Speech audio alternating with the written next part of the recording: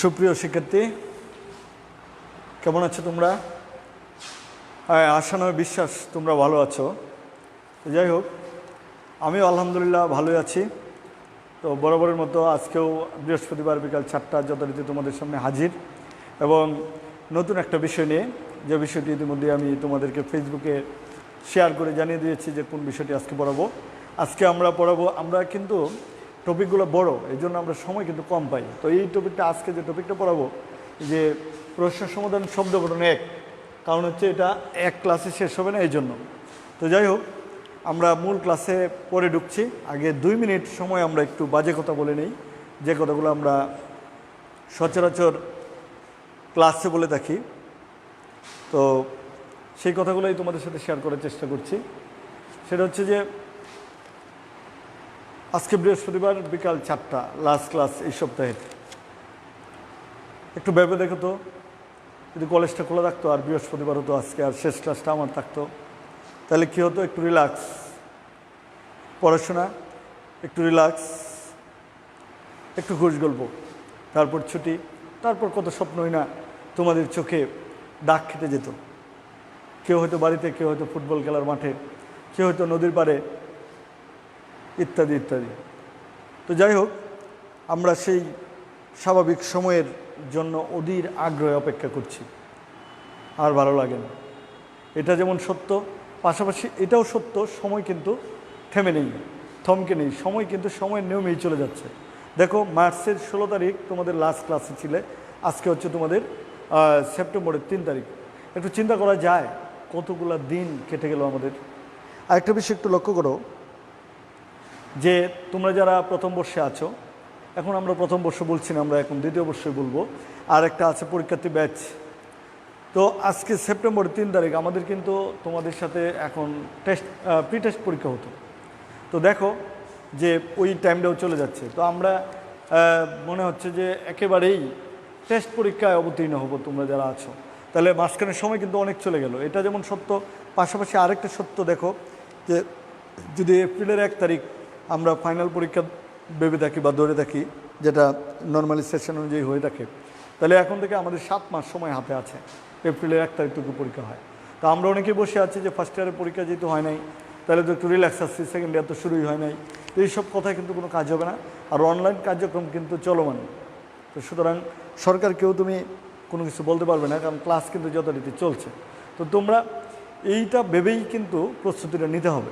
যাই হোক, by the way আরেকটা কথা বলে নেই, তোমরা খায়রুল বাসার তুষার, মনে হয় খায়রুল ইসলাম তুষার, তুমি আমাকে একটা লিঙ্ক পাঠিয়েছিলে, যে আমি জানি না আজকে জয়েন করেছি কিনা, আমার বিশ্বাস যে তুমি আছো এখন আমার সাথে, আমি একটু পড়ে দেখছি। তো গুগল ক্লাসরুমের একটা লিঙ্ক পাঠিয়েছিলে, যে ওইখানে আমি PDF করে তোমাদেরকে আমার সিটগুলো দিয়ে দেওয়ার জন্য। আমি অত্যন্ত আন্তরিকভাবে দুঃখিত যে আমি দিতে পারি না, আমি একটু ব্যস্ত ছিলাম, একটু পারিবারিক সমস্যার কারণে। তো আমি এটা দিয়ে দিব, তোমরা মনোযোগ সহকারে ক্লাসটা করো, সমস্যা নেই। আমি যে সিটগুলো পড়াচ্ছি, এই গ্রামার অংশটা শেষ হলে সবগুলো সিটেই আমি তোমাদেরকে PDF করে দিয়ে দিব। দিয়ে দেওয়ার পরে তোমরা এটা পেয়ে যাবো, এবং এটার উপরে প্র্যাকটিস করার পরে আমি একটা অনলাইন পরীক্ষা নিব। আমি এটা আগেও বলেছি।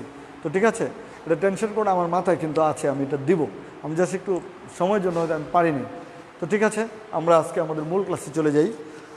তো সবাইকে শুভেচ্ছা এবং ধন্যবাদ জানিয়ে, পাশাপাশি আমি সবাই অভিনন্দন জানাচ্ছি অভিভাবক সহ যারা আমার শুভাকাঙ্ক্ষী, এবং আমার স্যার পর্যায়ে অনেকে আছেন। আমার ঢাকার একজন আমার শ্রদ্ধেয় একজন স্যার আছেন, নাম হচ্ছে খান স্যার। উনি আমার খুবই শুভাকাঙ্ক্ষী, উনি আমার ক্লাসগুলো শেয়ার করে থাকেন, দেখে থাকেন। তো সবাইকে আমার সালাম এবং শুভেচ্ছা জানিয়ে আজকে আমাদের মূল ক্লাস শুরু করছি। তো ধন্যবাদ। দেখো, শব্দ গঠন। তো ব্যাকরণের যে 6টা অংশ বলেছিলাম, এর মধ্যে 4 নাম্বার টপিকটার নাম হচ্ছে শব্দ গঠন। আমরা ইতিমধ্যে 3টা টপিক পড়েছি। আমরা পড়েছি উচ্চারণ, পড়েছি বানান, আমরা পড়েছি ব্যাকরণিক শব্দ শ্রেণী, ব্যাকরণিক শব্দ শ্রেণী। তো লক্ষ্য করো, 4 নাম্বার আজকে আমরা পড়বো হচ্ছে শব্দ গঠন। আমরা আজকে এটা পড়ছি, এটা পড়া হয়েছে শব্দ গঠন। তো শব্দ গঠন থেকেও যথারীতি 2টা প্রশ্ন পরীক্ষার হলে আসবে। আমরা একটু দেখে নেই শব্দ গঠনে কী কী আছে। শব্দ গঠন বাংলা ভাষায় বিভিন্ন পর্যায়ে করা যায়, কিন্তু ইন্টারমিডিয়েটে তোমাদের 3টা টপিক পাঠ্য আছে। একটা হচ্ছে উপসর্গ, আরেকটা হচ্ছে প্রত্যয়, আরেকটা হচ্ছে সমাস। প্রত্যয় মানে প্রকৃতি প্রত্যয়, কথাটা এভাবে বলা উচিত। আরেকটা হচ্ছে সমাস। তাহলে একটু লক্ষ্য করো, এই 3টা টপিক কিন্তু আছে এবং পরীক্ষার হলে এই 3টা টপিক থেকে 2টা প্রশ্ন আসবে। তাহলে কেমন হলো বিষয়টা? 3টা টপিক থেকে 2টা প্রশ্ন আসবে। 2016 সাল অবধি এখান থেকে যে প্রশ্নগুলো এসেছে, এখান থেকে উপসর্গ থেকে কোনো প্রশ্ন আসে নাই, প্রকৃতি প্রত্যয় সমাজ থেকে এসেছে। এবং 2016, 17, 18, 19 4 বছরের পরীক্ষায় আমরা দেখেছি যে এটা এসেছে। সমাজ কোনো সময় মিস নাই, সমাজ আছেই, আর প্রকৃতি প্রত্যয় আছেই। তো এখানে তোমার উপসর্গ আসে নাই, তো উপসর্গটা আমরা পড়ব। তো প্রতি বছরেই যেটা নমিস আমরা ধরে নিই যেটা আসবেই, সেটা হচ্ছে সমাস। তো আমরা যেটা গুরুত্বপূর্ণ এবং সবচেয়ে বেশি ইম্পর্টেন্ট এই সমাজটা, এবং পরীক্ষার হলে কিভাবে আসে এই প্রশ্নটা, এটা আমরা একটু দেখে নিই এক নজরে। দেখো, এখান থেকে 2টা প্রশ্ন আসবে, একটা হচ্ছে ক অথবা দিয়ে থাকবে ক। আমি অন্য অন্য টপিকগুলোর ক্ষেত্রে তোমাদেরকে দেখিয়েছি যে এখানে একটা হচ্ছে থিওরিটিক্যাল প্রশ্ন, আরেকটা হচ্ছে তোমাদের প্র্যাকটিক্যাল প্রশ্ন। লক্ষ্য করো তো তোমরা যে একটা থিওরিটিক্যাল প্রশ্ন, আরেকটা হচ্ছে প্র্যাকটিক্যাল প্রশ্ন। তো এই ক্ষেত্রে কিন্তু একটু ব্যতিক্রম। এখানে দেখা যাচ্ছে 2টাই প্র্যাকটিক্যাল প্রশ্ন আসে যে প্রত্যয়ের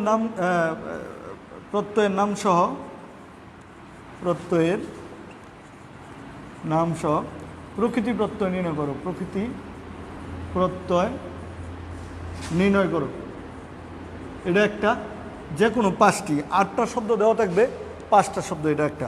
আরেকটা হচ্ছে সমাসে বেশ বাক্য সহ সমাসের নাম লেখো, বেশ বাক্য সহ সমাসের নাম লেখো। লক্ষ্য করো, বলা হচ্ছে যে প্রত্যয়ের নাম সহ প্রকৃতি প্রত্যয় নির্ণয় করা, একটা হচ্ছে বেশ বাক্য সহ সমাসের নাম লেখো। এখানে 8টা শব্দ দেওয়া থাকবে, তুমি 5টা শব্দের নাম লিখলে 5 নাম্বার। এখানে 8টা শব্দ দেওয়া থাকবে, 5টা শব্দের প্রকৃতি প্রত্যয় আলাদা করবে এবং প্রত্যয়ের নাম দিবে না 5 নাম্বার। এখানে বেশ বাক্য লিখবে, সমাসের নাম লিখবে 5 নাম্বার। তাইলে আমরা আজকে যে বিষয়টা নিয়ে আলোচনা করবো, আজকে আমরা সমাসটা নিয়ে আলোচনা করবো।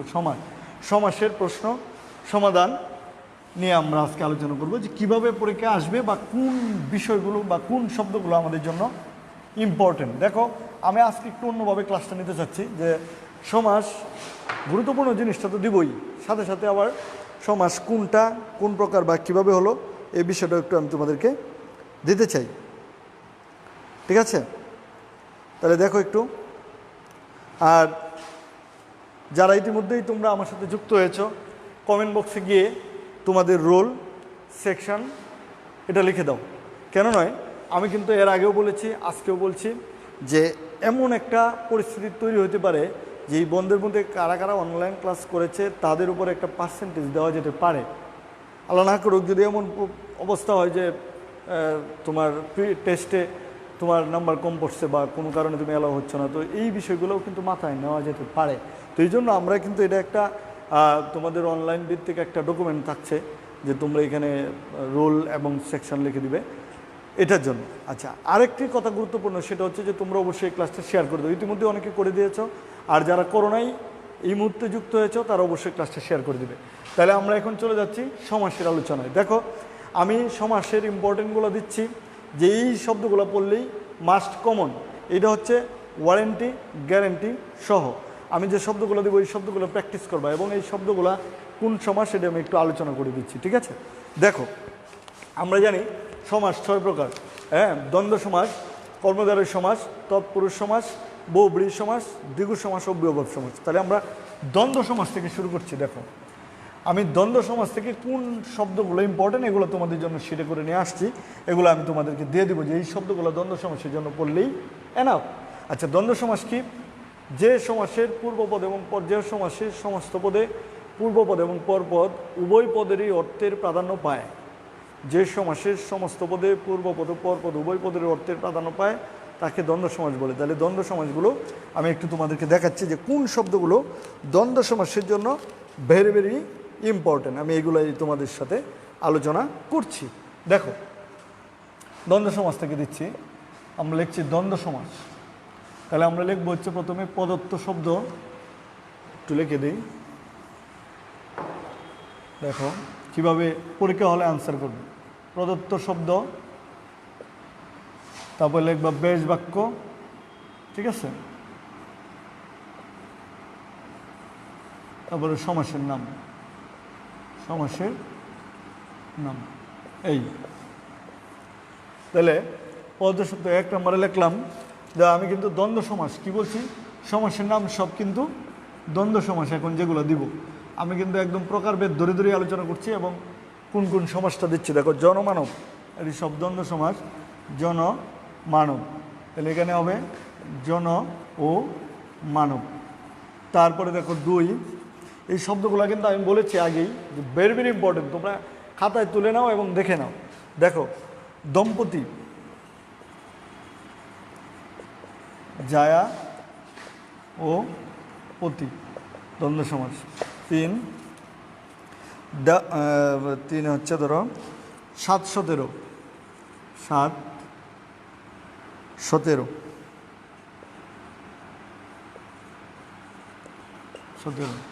7 ও 17 দ্বন্দ্ব সমাস। 4 অহিনকুল,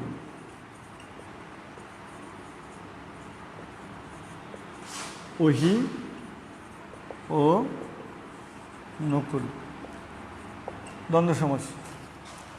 আচ্ছা দেখো এরপরে হিত, হিতাহিত 5, হিতাহিত, হিত ও অহিত, হিতাহিত।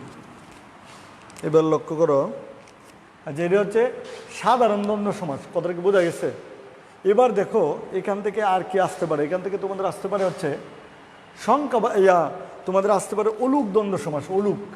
অলুক দ্বন্দ্ব সমাস বলতে বোঝায় যে সমাসের, অলুক দ্বন্দ্ব সমাস বলতে বোঝাবে যে দ্বন্দ্ব সমাসের বিভক্তি লোপ পায় না। কথাটা কি বললাম, যে দ্বন্দ্ব সমাসের বিভক্তি লোপ পায় না তাকে বলে হচ্ছে অলুক দ্বন্দ্ব। আমি অলুক দ্বন্দ্ব সমাস কোনগুলো ইম্পর্টেন্ট এগুলো দিয়ে দিচ্ছি। দেখো অলুক দ্বন্দ্ব, তাহলে অলুক দ্বন্দ্ব ধরো যে হাতে পায়ে, এটা হবে হাতে ও পায়ে। দেখো এখানে হাতে পায়ে যে এ আছে, এটা কি বিভক্তি না? তাহলে বিভক্তি রেখে এখানে লোপ পাইছে, সমস্ত পদে বিভক্তি লোপ পায় না। যদি সমস্ত পদে, যে দ্বন্দ্ব সমাসের সমস্ত পদে বিভক্তি লোপ পায় না তাকে হচ্ছে অলুক দ্বন্দ্ব সমাস বলে। এবার হচ্ছে দুধে ভাতে, লক্ষ্য করো তো দেখি, দুধে ও ভাতে অলুক দ্বন্দ্ব। তারপরে দেখো বনে বাজারে, বনে বাজারে, তাহলে কী হবে এটা, বনে ও বাজারে। এখানেও কিন্তু দেখো আমাদের বিভক্তি লোপ পায়নি, এই জন্য এটাকে বলা হচ্ছে অলুক দ্বন্দ্ব সমাস।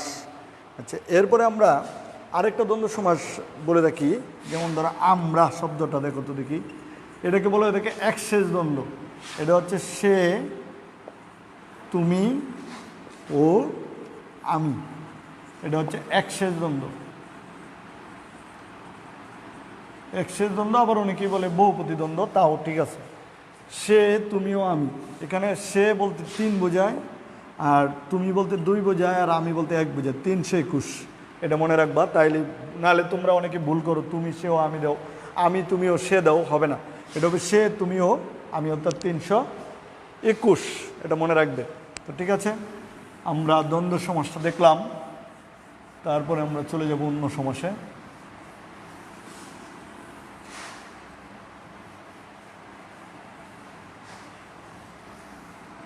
উপরে থেকে লিখি, জায়গাটা একটু বেশি হবে।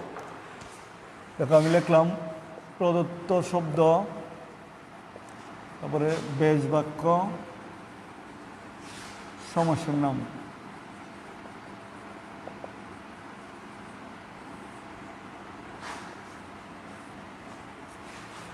লক্ষ্য করো, আমরা এখন যেটা পড়বো এটা হচ্ছে কর্মধারয় সমাসটা পড়ি। দেখো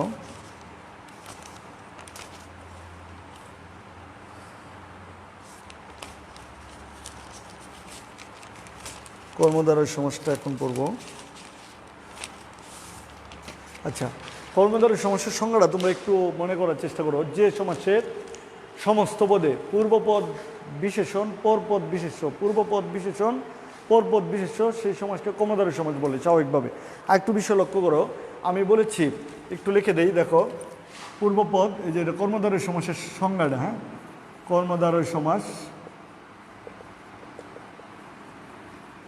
সমান সমান, এই যে ধরো যদি লিখি পূর্বপদ প্লাস পরপদ, তাহলে এখানে হবে, এটা হবে বিশেষণ আর এটা হবে বিশেষ্য। একটু লক্ষ্য করো, যদি এরকমও হয় যে বিশেষ্য এরকমও পাবে, বিশেষ্য প্লাস বিশেষ্য, অথবা বিশেষণ প্লাস বিশেষণ। একটা বিষয় মনে রাখবে, মূল সূত্র কিন্তু এটা, প্রথম বিশেষণ পরে বিশেষ্য। যদি এরকমও হয় বিশেষ্য যোগ বিশেষ্য, বিশেষণ যোগ বিশেষণ, তাহলে মনে করবে এই একটা বিশেষ্য বিশেষণের কাজ করবে, আরেকটা বিশেষ্যর কাজ করবে। আর দুইটা বিশেষণ যদি থাকে তাহলে অবশ্যই একটা বিশেষণ বিশেষণের কাজ করবে, আরেকটা বিশেষণ বিশেষ্যর কাজ করবে। কথা কি বোঝা গেছে? তাহলে এটা, এই সূত্র ধরেই আমরা কর্মধারয় সমাসের ইম্পর্টেন্ট যে শব্দগুলো, এগুলো আমি এখন তোমাদেরকে লিখে দিচ্ছি, যেগুলো ভেরি ভেরি ইম্পর্টেন্ট। ঠিক আছে, তাহলে আমরা যাই। দেখো আমরা সমাসের নাম দিচ্ছি কর্মধারয় সমাস। কর্মধারয় সমাস আবার 4 প্রকারের আছে, তোমরা জানো। একটা হচ্ছে মধ্যপদলোপী কর্মধারয় সমাস, উপমান কর্মধারয় সমাস, উপমিত কর্মধারয় সমাস, আরেকটা হচ্ছে রূপক কর্মধারয় সমাস। তাহলে আমরা একটু দেখে নেই। দেখো আমরা দিচ্ছি প্রথমে হচ্ছে সাধারণ কর্মধারয় সমাস, যে কটা শব্দ ইম্পর্টেন্ট এগুলো তোমাদেরকে লিখে দিচ্ছি। যেমন ধরো গিন্নিমা, তাহলে কি বলবো, এখানে দেখো গিন্নি শব্দটা বিশেষ্য, মা শব্দটা বিশেষ্য, কিন্তু এখানে গিন্নিটা বিশেষণের কাজ করছে। মা, মা শব্দটা হচ্ছে কমন নাউন, কিন্তু বলছে কি ধরনের মা, তাহলে বলছে গিন্নির মা, কেউ বলে সৎ মা। তাহলে এখানে এই মাটা হচ্ছে, এই গিন্নিটা হচ্ছে এখানে বিশেষণ, আর মাটা হচ্ছে বিশেষ্য। তাহলে আমি বলবো যিনি গিন্নি তিনি মা, যিনি গিন্নি তিনি মা, এটা হচ্ছে কর্মধারয় সমাস, কর্মধারয় সমাস। আচ্ছা, এবার তারপরে আরেকটা দেখো নবপৃথিবী, নবপৃথিবী, নব যে পৃথিবী অথবা নতুন যে পৃথিবী, কর্মধারয় সমাস। তারপরে লিখলাম মিটে করা, মিটে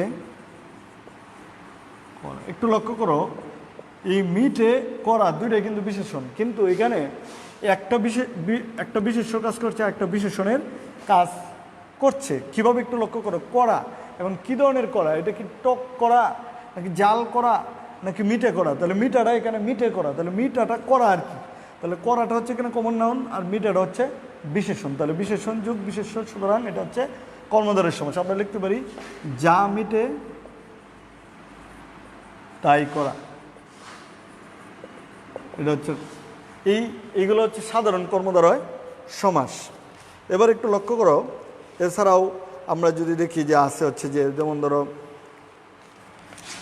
লাল ফুল 2016 সালে আসছে, লাল ফুল অথবা গোলাপ ফুল,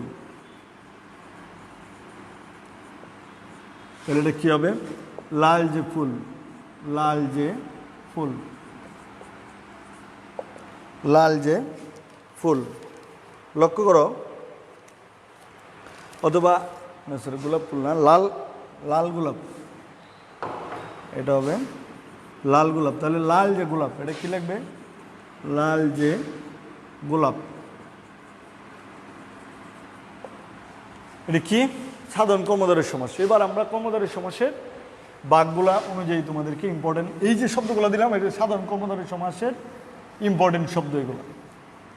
আমি শব্দ কিন্তু বেশি দিচ্ছি না, দেখো তোমাদের জন্য কিন্তু খুব বেশি সমস্যার কথা নয়। এবার হচ্ছে আমরা দিচ্ছি, বাক বাক করে দিচ্ছি কোনগুলো। দেখো মধ্যপদলোপী থেকে কয়েকটা শব্দ দিচ্ছি। মধ্যপদলোপী, মধ্যপদলোপী। একটু লক্ষ্য করো তো দেখি, মধ্যপদলোপী কর্মধারয় সমাস বলতে আমরা কি বুঝি? আসলে যে কর্মধারয় সমাসের মাঝখানের পদটা লোপ পাবে, যে কর্মধারয় সমাসের মাঝখানের পদটা লোপ পাবে তাকে বলা হচ্ছে মধ্যপদলোপী কর্মধারয় সমাস। এই ধরনের কয়েকটা শব্দ আমি তোমাকে দিচ্ছি যেগুলো ভেরি ভেরি ইম্পর্টেন্ট। একটু লক্ষ্য করো, বলা হচ্ছে আয়কর, খুবই ইম্পর্টেন্ট। আয়কর, তা আয়করের ব্যাস বাক্যটা কী হবে? আয়ের উপর কর, আয়ের উপর কর। এখন কেউ যদি বলে আয়ের উপর অর্পিত যে কর, তাও হবে। যদি শুধু বলো আয়ের উপর কর, তাও হবে। যদি কেউ বলে আয়ের উপর যে কর, তাও হবে। তাও সেটা মধ্যপদলোপী কর্মধারয় সমাস, আয়ের উপর কর। এবার দেখো, জয় মুকুট,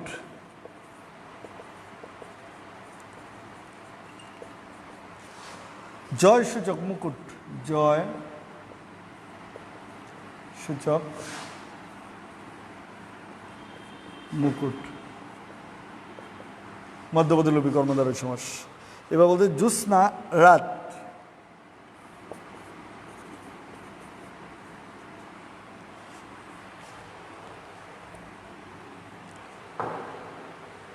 জ্যোৎস্না রাত, এটা কি হবে? এটা হবে জ্যোৎস্না শোভিত রাত। এটা মধ্যপদলোপী কর্মধারয় সমাস, জ্যোৎস্না শোভিত রাত। আচ্ছা, এরকম আমি বলতে পারি আরো, ধর্মঘট,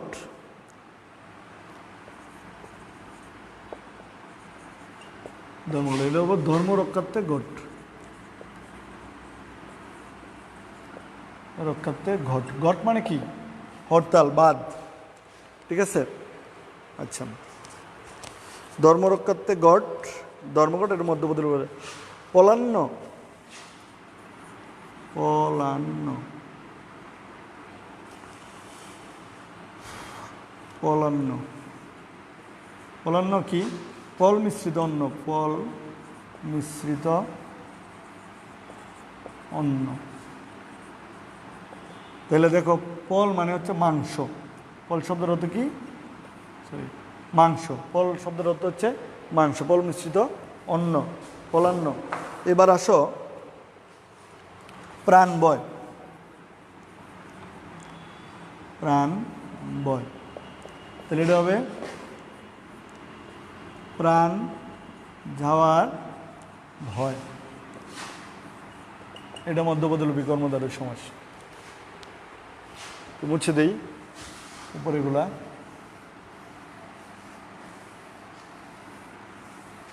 লক্ষ্য করো, আর কয়েকটা দিচ্ছি এখান থেকে।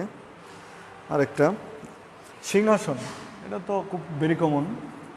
সিংহাসন, সিংহ চিহ্নিত আসন, সিংহ চিহ্নিত আসন, সিংহাসন।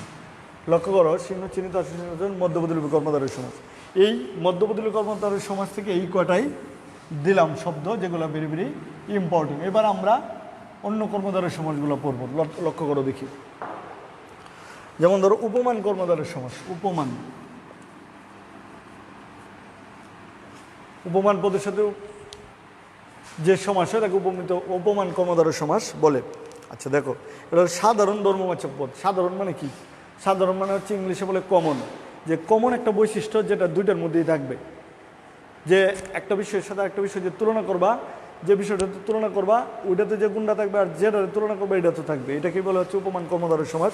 আমি বিস্তারিত বলছি না, কারণ এগুলো বিস্তারিত পড়েছো। এখন আমি জাস্ট ইম্পর্টেন্ট শব্দগুলো তোমাদেরকে দিচ্ছি। উপমান কর্মধারয় সমাস থেকে ইম্পর্টেন্ট কয়েকটা শব্দ দেখো, বেশি না, 3টা শব্দ দিব। যেমন ধরো কচু কাটা, কচু কাটা, এটা হবে কচুর ন্যায় কাটা, কচুর ন্যায় কাটা, কচু কাটা উপমান কর্মধারয় সমাস। তারপরে দিলাম ধরো কাজল কালো, এটা তোমরা জানো, ভেরি কমন এগুলা। কাজল কালো, এটা হবে কাজলের ন্যায় কালো, কাজলের ন্যায় কালো। তারপরে দিলাম হচ্ছে ধরো কুসুম কোমল, কুসুম কোমল, কুসুমের ন্যায় কোমল,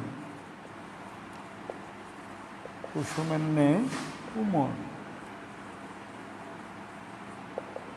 আচ্ছা, এই তিনটা দিলাম হচ্ছে উপমান কর্মধারয় সমাস থেকে, ঠিক আছে? আমরা দ্রুত যাই, আমাদের শেষ করতে হবে। আচ্ছা, তারপরে যাওয়া হচ্ছে উপমিত কর্মধারয় সমাস থেকে ইম্পর্টেন্ট কোনগুলো? উপমিত কর্মধারয় সমাস, উপমিত কর্মধারয় সমাস। উপমিত কর্মধারয় সমাস থেকে তোমাদেরকে কয়েকটা ইম্পর্টেন্ট দিচ্ছি, দেখো। উপমিত কর্মধারয় সমাস থেকে তোমাদেরকে তিনটা দিব। একটা হচ্ছে বাহুলতা,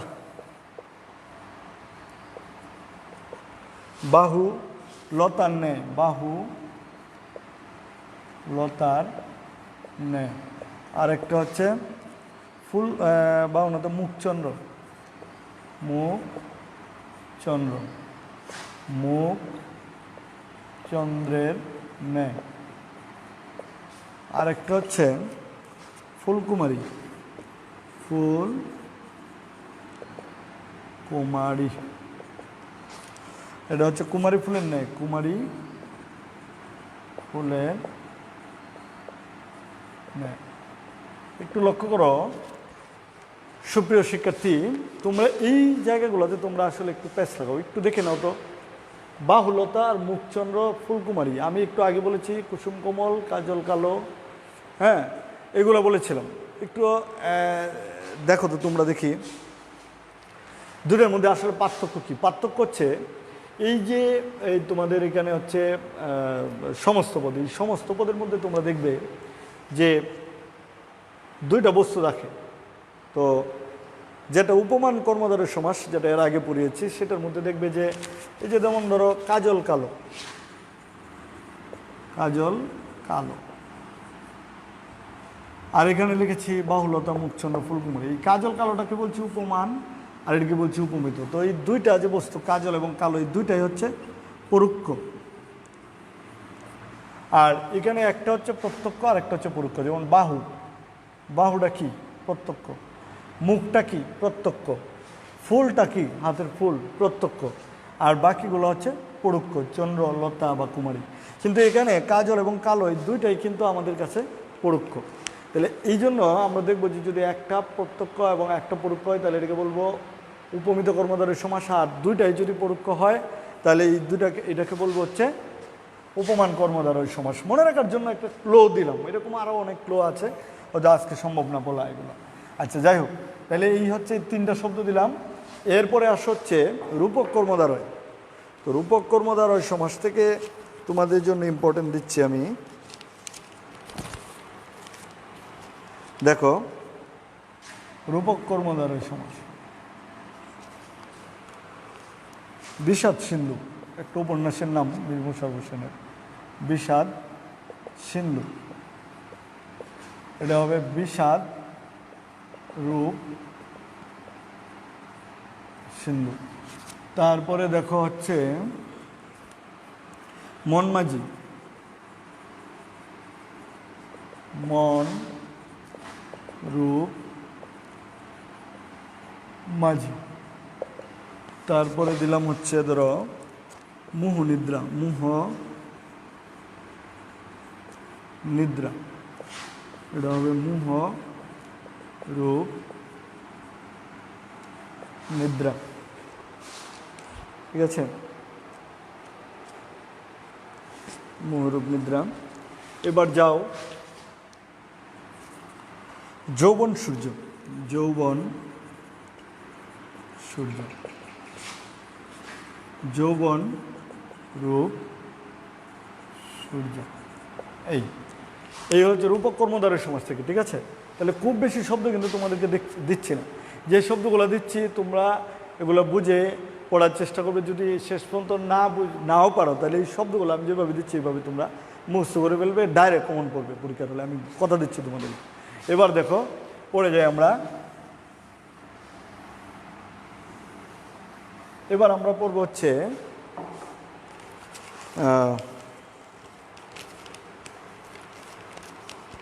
তৎপুরুষ সমাস। লক্ষ্য করো, তৎপুরুষ সমাস বেশ কয়েক প্রকারের হয়ে থাকে।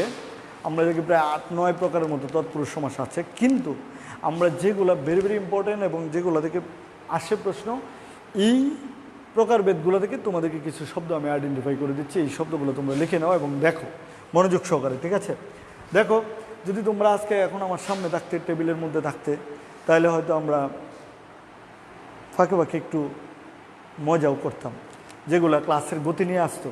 কিন্তু দেখো, অনলাইন ক্লাস হওয়াতে আমার নিজেকে অনেক বড় অসহায় লাগে। মাঝে মধ্যে আমার মনে হয় আমি কার সাথে কথা বলছি, আমি তো একা, কেউ নেই। কিন্তু যখন পরক্ষণে দেখি যে তোমরা অনেকে আমার সাথে যুক্ত হয়েছো, কমেন্টস করছো, তখন কিন্তু ভালোই লাগে, বুঝছো? তবে তোমাদেরকে অনেক বেশি মিস করি, খুব বেশি একাকিত্ব লাগে তোমাদেরকে ছাড়া। কারণ দিনের সিংহভাগ সময় তো তোমাদের সাথেই কেটেছে, তাই না? তো ঠিক আছে, দেখি আমরা পড়ে, সময় তো খুব কম। তৎপুরুষ সমাস দেখো, তৎপুরুষ সমাস হচ্ছে যে সমাসের পূর্বপদের, যে সমাসের সমস্ত পদে পূর্বপদের বিভক্তি লোপ পায় এবং পরপদের অর্থ প্রদান পায়, তাকে বলা হচ্ছে তৎপুরুষ সমাস। পূর্বপদের বিভক্তি লোপ পায়, সুতরাং বিভক্তি অনুযায়ী এই সমাসের প্রকারভেদকরণ করা হয়েছে। যেমন দ্বিতীয় তৎপুরুষ সমাস দ্বিতীয় বিভক্তি লোপ পেলে তৃতীয় বিভক্তি লোপ পেলে তৃতীয় তৎপুরুষ, চতুর্থ বিভক্তি লোপ পেলে চতুর্থ তৎপুরুষ, পঞ্চমী লোপ পেলে পঞ্চমী তৎপুরুষ, ষষ্ঠী লোপ পেলে ষষ্ঠী, সপ্তমী লোপ পেলে সপ্তমী তৎপুরুষ। এর বাইরে যেটা আছে এটা হচ্ছে আমরা দেখব হচ্ছে যে অলুক তৎপুরুষ সমাস আছে। তারপরে আমাদের আছে হচ্ছে দেখব যে উপমিত না, সরি, আরেকটা আছে, আমি তোমাদেরকে বলছি, ষষ্ঠী সপ্তমী। এরপরে আছে হচ্ছে তোমাদের নয় তৎপুরুষ সমাস আছে, প্রাদি তৎপুরুষ সমাস আছে। তো যাই হোক, আমরা এবার চলে যাই একটু দ্রুত। দেখো, এখান থেকে প্রতিটা সমাস প্রকারভেদ থেকে আমি কিছু দিচ্ছি। দ্বিতীয় তৎপুরুষ সমাস প্রথমে আমি দিব হচ্ছে দ্বিতীয় তৎপুরুষ। লক্ষ্য করো, দ্বিতীয়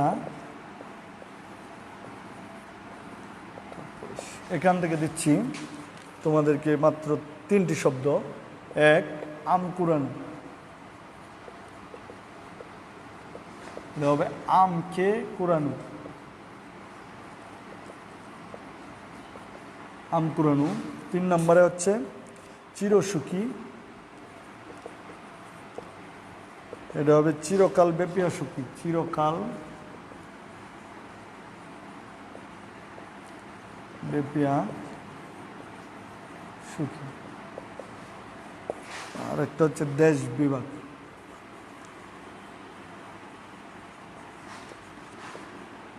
দেশকে বাঘ।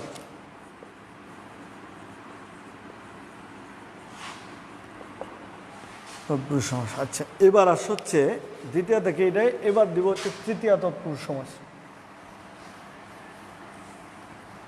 তৃতীয় তৎপুরুষ সমাস একটু লক্ষ্য করো,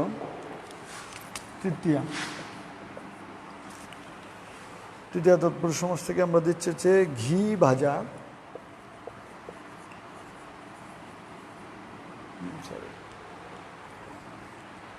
ঘি ভাজা, এটা হবে ঘি দিয়ে ভাজা বা ঘি দ্বারা ভাজা, ঘি ধারা ভাজা, ঘি ভাজা। এবার হচ্ছে ছায়া শীতল, ছায়া শীতল, এটা হবে ছায়া দ্বারা শীতল, ছায়া দ্বারা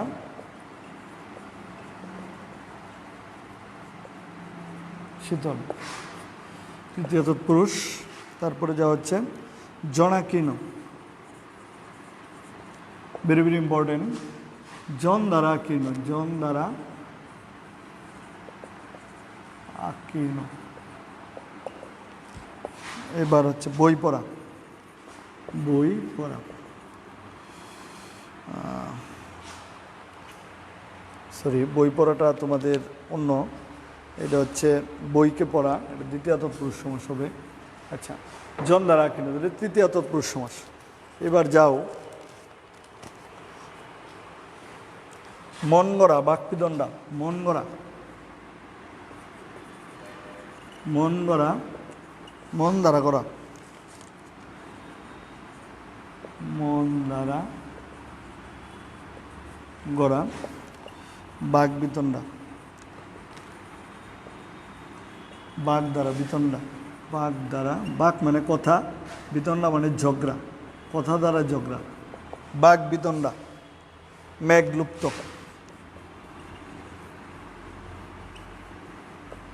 মেঘ দ্বারা লুপ্ত, মেঘ দ্বারা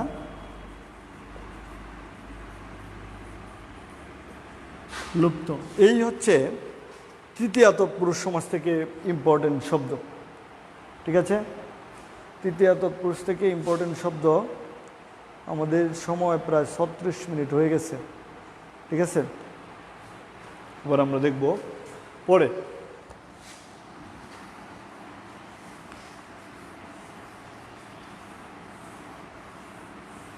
যে শব্দগুলো দিচ্ছে এগুলোই কিন্তু তোমাদের জন্য ভেরি ভেরি ইম্পর্টেন্ট। চতুর্থ তৎপুরুষ সমাস, চতুর্থী। আচ্ছা দেখো, চতুর্থী তৎপুরুষ সমাস। তপোবন,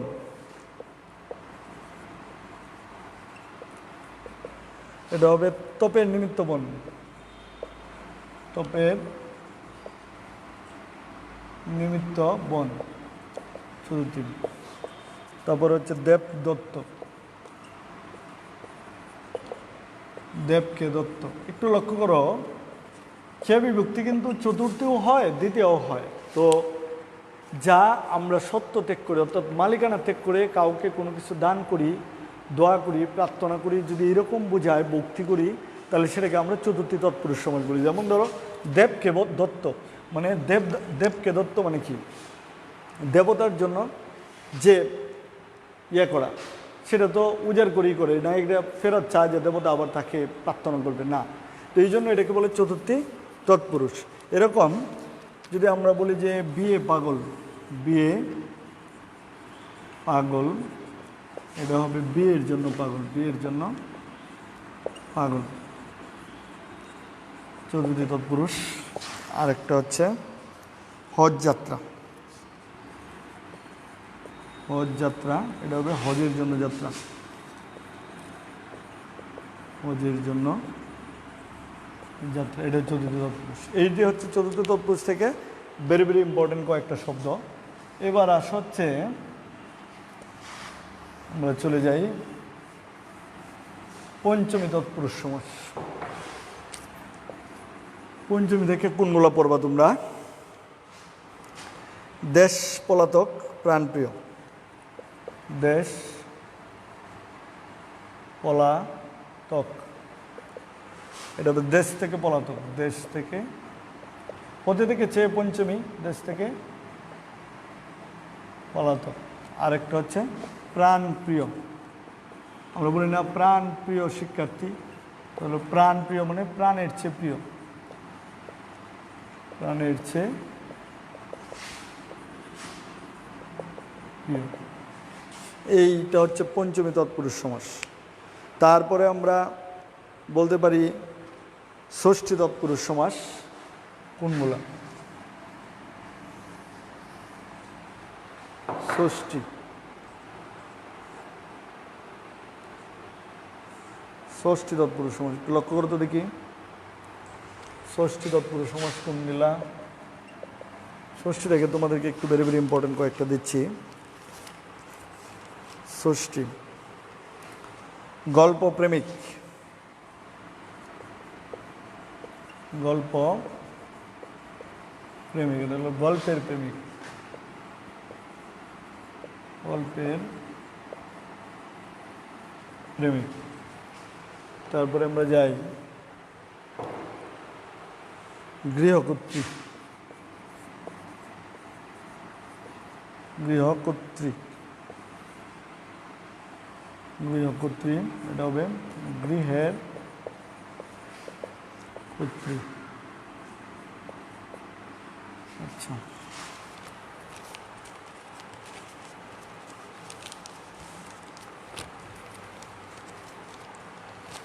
এবার তোমরা আর কয়েকটা শব্দ নাও।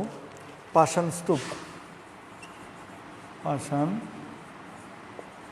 স্তূপ, পাষাণের স্তূপ।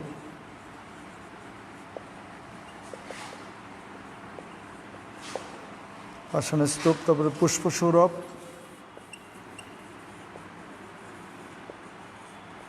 পুষ্পের সৌরভ, পুষ্পের সৌরভ। ষষ্ঠী তৎপুরুষ, ষষ্ঠী তৎপুরুষ বলতে ষষ্ঠী বিভক্তি লোপ পাবে। এগুলো বিভক্তিগুলো যদি তোমাদের নাম জানা থাকে তাহলে পারবা, যেমন র এর, এগুলো ষষ্ঠী বিভক্তি লোপ পাইলে এটাকে বলে হচ্ছে র এর, এটাকে বলে হচ্ছে ষষ্ঠী তৎপুরুষ সমাস। তো যাই হোক, আমাদের সময় 41 মিনিট প্রায় হয়ে গেছে, আমরা আর কয়েকটা দিয়ে শেষ করব, আগামী ক্লাসে হয়তো বাকিগুলো পড়ব। হ্যাঁ, আর আজকে যেগুলো দিলাম এগুলো তোমরা অবশ্যই এগুলা প্র্যাকটিস করবে। ষষ্ঠী তৎপুরুষ এই কয়েকটা, তারপরে নেওয়ার কয়েকটা রয়েছে তোমার রাজনীতি, রাজপথ, রাজনীতি, রাজপথ, রাজার নীতি, রাজার নীতি, আরেকটা হচ্ছে পথের রাজা, রাজপথ না পথের রাজা, পথের রাজা। একটু লক্ষ্য করো যে ষষ্ঠী বিভক্তি মানে যে র এর লোপ পাইল। তারপর হচ্ছে রাজহংস, রাজহংস, হংসের রাজা, হংসের রাজা। এই তো যাই হোক, আজকে আর আচ্ছা সপ্তমী তৎপুরুষটা দিয়ে শেষ করি।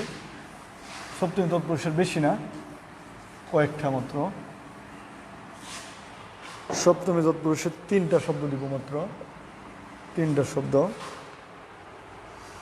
শব্দ দিব। যেমন ধরো গাছ পাকা, গাছ পাকা, এটা হচ্ছে গাছে পাকা। গাছ পাকা মানে হচ্ছে গাছে পাকা। তাহলে গাছে এই বিভক্তি সপ্তমী, এটা লোপ পাইল, এই জন্য গাছ পাকা, এটা হলো সপ্তমী। রতারোহণ, রতারোহণ, রতে আরোহণ, রতে আরোহণ। এবার সলিল সমাধি,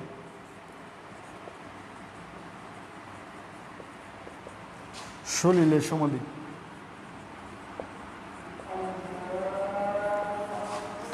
যাই হোক, আজকে পর্যন্তই। তোমাদের সাথে আবার নেক্সট ক্লাসে আগামী বৃহস্পতিবার তোমাদের সাথে দেখা হবে। আর ততদিন পর্যন্ত তোমরা সবাই ভালো থাকবা, সুস্থ থাকবা, এবং আজকে যেগুলো তোমাদেরকে পড়ালাম এই শব্দগুলো তোমরা বারবার প্র্যাকটিস করবা, নিজেরা লিখে একটা নোটের মতো করে ফেলো। আর আমি তো বলেই দিয়েছি যে এই নোটটা ওই যে কারুল ইসলাম তুষার যে একটা গুগল ক্লাসরুম লিঙ্ক করেছে, ওটার মধ্যে আমি PDF করে দিয়ে দিব। আর আগামী ক্লাসে আমরা শব্দ গঠনের 2 নম্বর ক্লাসটা নিব, যেটার মধ্যে সমাসের বাকি অংশ পড়িয়ে আমরা প্রকৃতি প্রত্যয় পড়াবো। তো ততদিন পর্যন্ত ভালো থাকো, সুস্থ থাকো। এই পর্যন্তই। খোদা হাফেজ, আসসালামু আলাইকুম।